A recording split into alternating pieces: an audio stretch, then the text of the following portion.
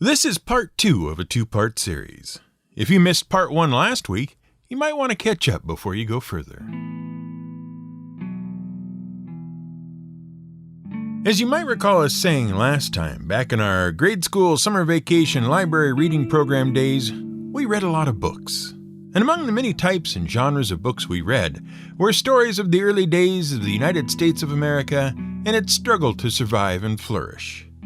Chief among these stories were tales of heroism and determination that featured heroic men and women pushing back the boundaries of the nation or fighting in its defense.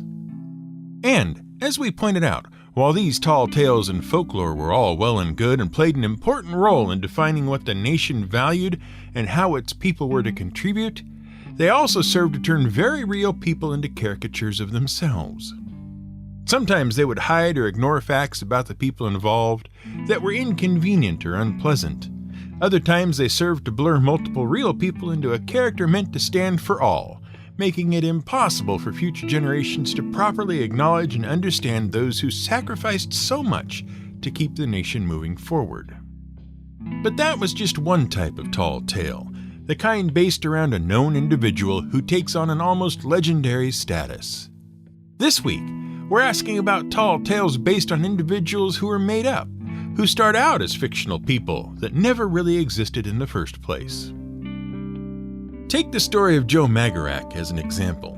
They say Joe was born in an iron mine and raised in a furnace. He was 7 feet tall and literally made of steel. His shoulders were so broad he'd have to turn sideways to get through the door of the Pittsburgh steel mill where he lived and worked.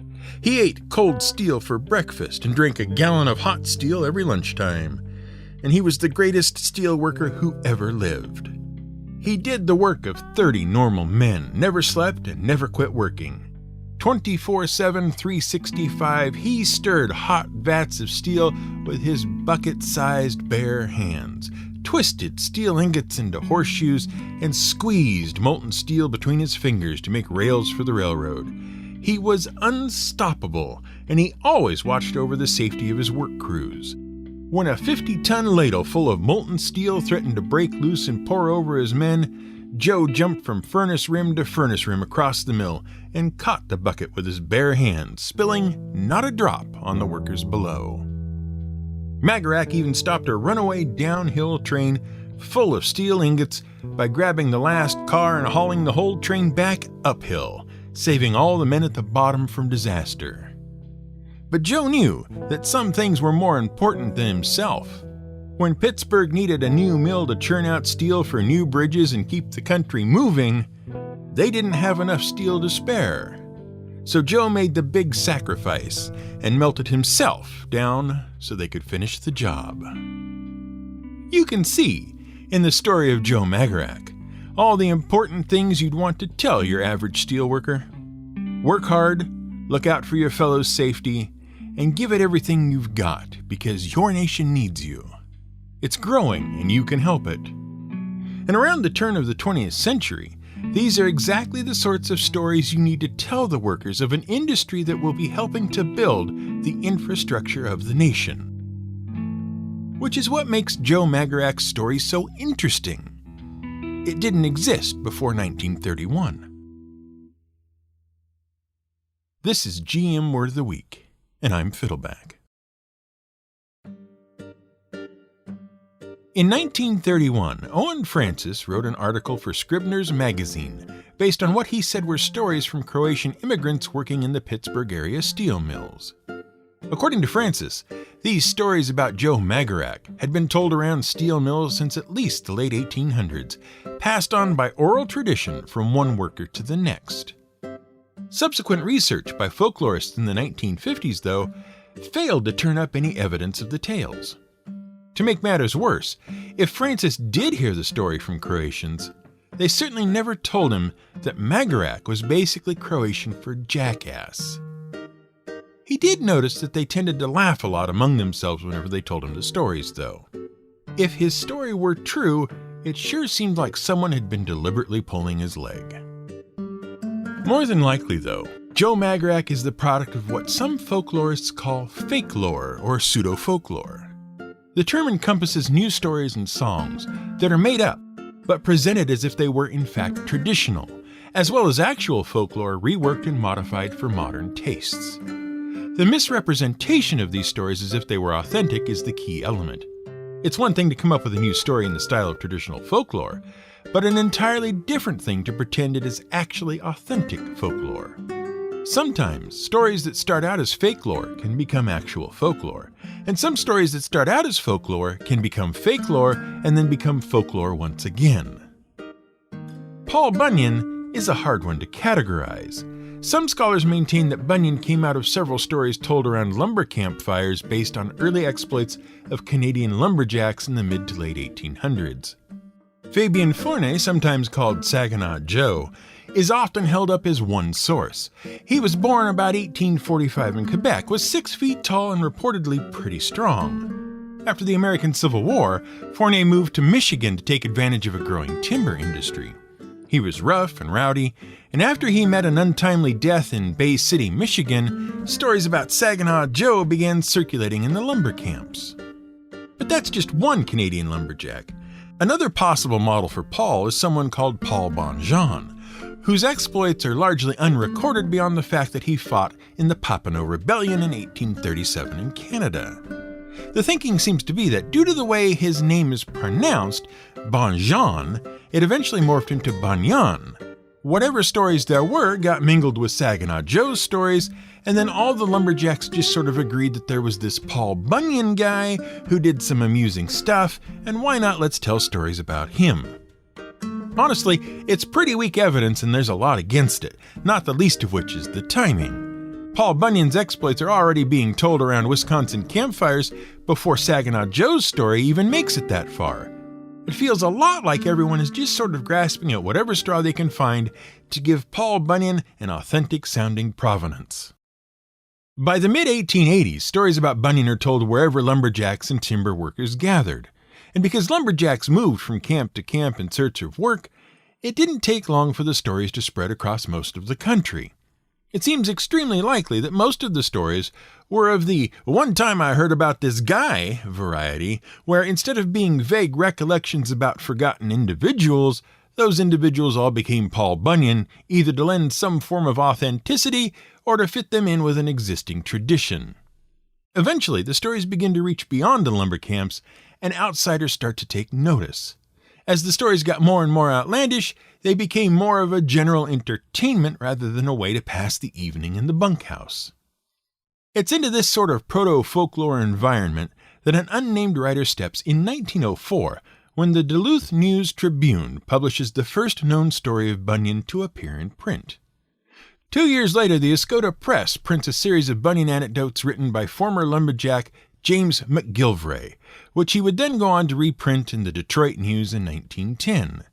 And from there, things took off of their own accord. Numerous papers and editors reprinted and added to the stories McGilvray had already written. Through these stories, much of the foundational elements of Paul Bunyan are laid. His prodigious strength, exceptional height, elements of his logging camps, and the fact that he was often accompanied by a large ox all appear in the first few stories printed. Although, sometimes the ox is pink instead of blue. Along about 1916, the Red River Lumber Company wanted to advertise their services and turned to freelance writer William B. Lawford to make it happen. Lawford in turn produced a promotional pamphlet for Red River that reworked many of the existing Paul Bunyan tales, both oral and in print, and added some of his own. In the Red River pamphlet, Paul's attributes were greatly exaggerated.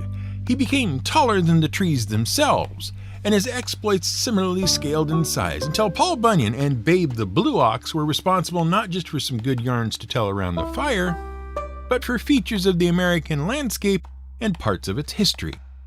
Paul becomes so entangled that some stories recount his exploits in the Revolutionary War, while others explain that Paul and Babe's footprints are the reason Minnesota is the land of 10,000 lakes, Oregon's Mount Hood is a pile of rocks Paul used to make a campfire, and the Grand Canyon is an accidental ditch Paul made when he lazily dragged the edge of his axe behind him. From there on, it's open season on Paul Bunyan stories as numerous writers begin publishing books about the mythical figure. And then, and what's bound to sound familiar if you heard part 1 of this little series, Disney got hold of the character in 1958 and produced the animated musical short Paul Bunyan, featuring a selection of the most popular stories about the gigantic lumberjack. It wouldn't be the only film they did which featured him, but it was the first and most significant. It's this phase of the Paul Bunyan story that is sometimes called fakelore by folklorists. Basically, everything written or filmed about Bunyan from the 1904 story in the Duluth News-Tribune onward is fabricated from whole cloth with little to no basis in the actual stories that were really told in lumber camps of the day. In the original stories, according to some folklorists, the language used was so highly specific to the work of lumberjacks of the day that outsiders would have had a hard time even understanding many of the words used. As with any industry, they related so tightly to the work and tools in use that anyone without any experience of them would have been left in the cold. Furthermore, the point is made that while Paul may have been large for his day, in the original stories he was rarely more than at the extreme of normal human height, about 7 feet at the outside, and his strength, while impressive, was about what a hard-working, fit, normal person would exhibit. Basically, the argument goes everything we think we know about Paul Bunyan now is a product of the fictional stories and films that cropped up after the turn of the century, and not the authentic folklore of 30 years prior. However, as John Olson points out in his 1976 volume entitled Western Folklore, dismissing the commercialized tales of Paul Bunyan as fakelore is too easy. For some, these films will stand as an excellent example of skillfully packaged fakelore. For others, including myself, they are good stories aimed at young people in a medium they understand, animated film. They are examples of the ongoing interaction of commercial mythmaking and the American archetypal themes that strike a responsive chord in the larger society. Despite the lack of pedigree for these tales, the understanding of the process of their acceptance, especially when incorporated into oral tradition, is a worthy goal. The point being that because these commercial stories have become part of the Paul Bunyan mythos, they are now some of the stories told orally, and in that regard have cycled back into becoming authentic folklore, because they still reflect the character of the people and places they are about, and resonate with the people they are being told to. And it's not just Paul Bunyan this happens to, though he is perhaps the most complicated example. Some heroes of folklore never even existed as tall tales in the first place, having been deliberately created to capitalize on the public's growing fascination with such stories in the early 1900s. Paul Bunyan has any number of shirt-tail relatives or associates that are claimed by numerous locations around the country. Cordwood Pete is, according to the stories, Paul Bunyan's less impressive normal-sized brother who, because of his lesser stature, grew tired of being mocked and went off to make his way in the world with a chip on his shoulder. A ferocious fighter and easily angered, he eventually made his way to Foston, Minnesota and hooked up with his brother's logging camp. There, on one memorable occasion, he stole his brother's double-bladed axe and swung it so hard that it kept him spinning around and around until he had chopped down an entire forest from one swing. The entire life story of Cordwood Pete comes to us thanks to the discovery of a time capsule in 2001 in Foston, which was probably put in place by a former mayor of Foston, Arvid Clementson. Similarly, Tony Beaver is a champion griddle skater and cousin to Paul Bunyan. And we personally know of yet another of Paul's relatives, another little brother named Ralph Bunyan, whose wooden statue stands in the city park of Butte Falls, Oregon, carved by one of our relatives years ago. World-famous Texan Pecos Bill is another folklore creation. Created in 1917 by Edward O'Reilly for the Century magazine and then reprinted in 1923 in the Saga of Pecos Bill. The tales told the story of a baby accidentally abandoned by a family making their way across the American Southwest by covered wagon.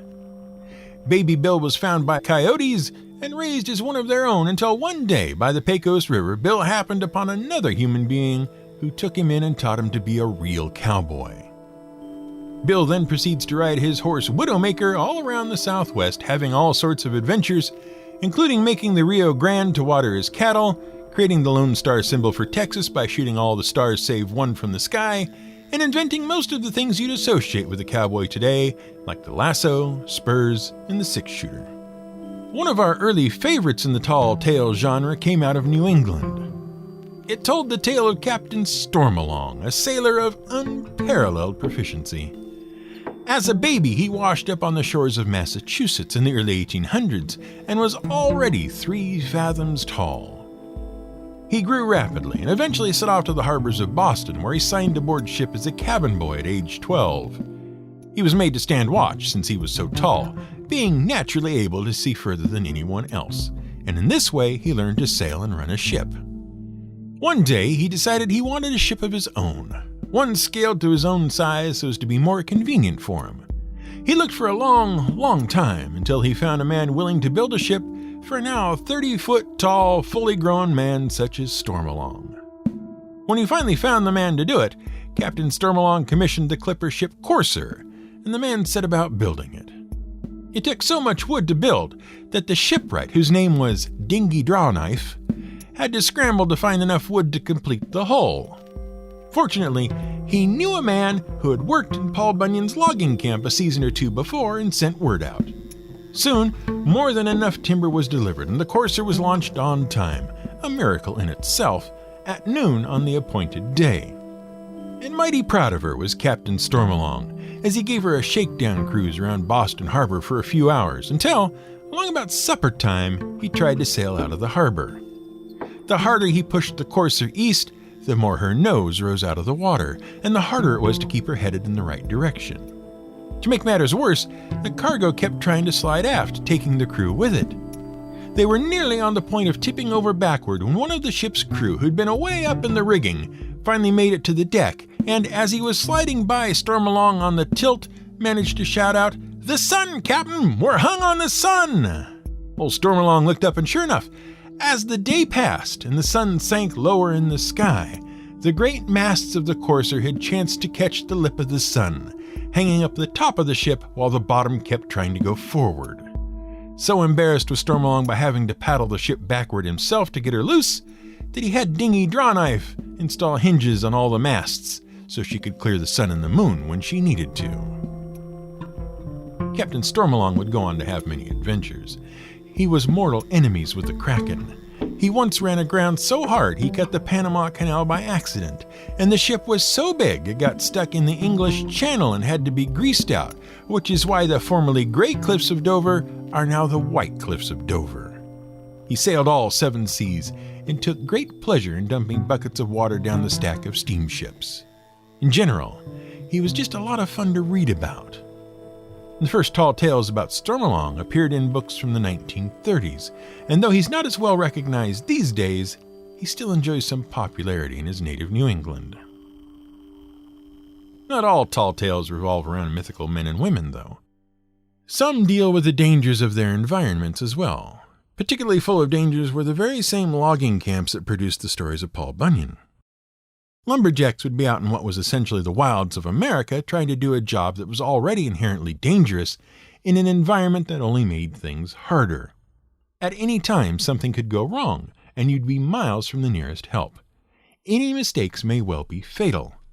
As with various fairy tales, the tall tale was a way to pass on a warning that was far more likely to stick with you wrapped, as it was, in an amusing story than it would if someone just walked up to you and said, "Hey, watch out for falling branches, they might kill you." Because everyone knew that really it was the Argo pelter that would kill you. According to 1910's Fearsome Creatures of the Lumberwoods by William T. Cox, and the later Fearsome Critters by Henry H. Tryon, the Argo pelter lived in the tops of trees and enjoyed the often bad, rotten, and punky wood found there. If you were a lumberjack unlucky enough to venture into the territory of the long-armed quadruped, an angry Argo pelter would snap off full-grown limbs and hurl them down upon the heads of unwary travelers. You'd best keep your hat on and pay attention. They aren't nicknamed the Widowmaker for no reason. But not every critter of the Lumberwoods is a warning in disguise. Some are merely there as an alternate explanation to wearisome questions from the inexperienced. Most loggers would, by the 20th or 30th time, get tired of explaining why some trees are mere snapped-off stumps. Bored with explaining freezing weather or storms or what have you, it seems quite reasonable that they would come up with the splinter cap. a large feline that enjoys eating bees and raccoons, but that is so dumb it hunts them by flinging itself headfirst at their nests inside hollow trees, both knocking itself out and giving the prey time to escape, and also snapping the target tree off short. And at least then the old guys get a laugh at the new guy's expense. Now naturally you're immune to this sort of thing. You'll be wise to things like the side hill gouger, an animal uniquely suited to go around hills and mountains in one direction only, thanks to a stunted pair of legs on the uphill side. The fur-bearing trout, a fish that has evolved to survive in cold and frozen waters by growing a thick coat of fur. And the hoop snake, that makes good speed by taking its tail in its mouth and rolling itself along the trail. It's likely that you'll be wise to the jackalope, and you've probably never once been out to hunt snipe in the dark of a moonless night, bag in hand, while your friends run off into the woods to chase one towards you. The tall tale has a legitimate place in the history of the United States, both as fictional characters meant to embody the values of the communities in which they are created, and as a semi-historically based account of actual people who made significant contributions to the growth of the nation, despite their many flaws. Over time, they helped unify a nation around a similar set of principles and ideals that helped solidify the national identity of the United States. What's important is not that the story be entirely true and factual in all respects, but rather that the ideas and values being shared are true and factual. We value hard work, individualism, a strong work ethic, and more as part of who we are as Americans, just as other countries have their own identities which they too value. And like us, they too share those values from generation to generation through their own folklore and tall tales, each of us building towards our own ideals. If you want to understand how a country sees itself, start with its folklore.